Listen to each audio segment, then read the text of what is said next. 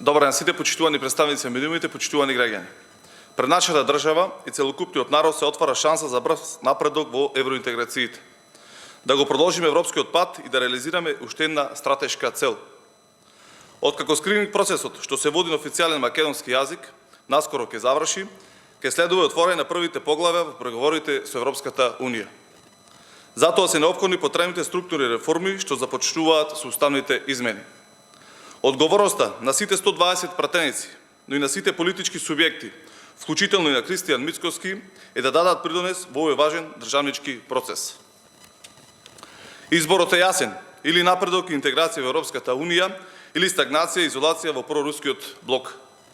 Но Кристијан Мицкоски со денови бега и не носи одлука дали е за ЕУ или за останување под заложништво на проруската левица.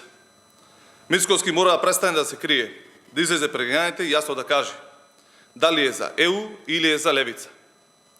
Кристијан Мицкоски мора да има јасен и конкретен став, наместо да ги менува ставовите зависно од дневно политичките ситуации.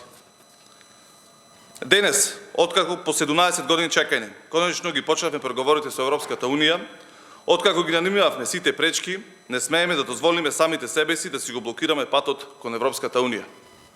Членството во ЕУ е национална стратешка цел, врвен приоритет за нашите граѓани и сите ние како пратеници, политичари, мораме да ја оствариме таа цел.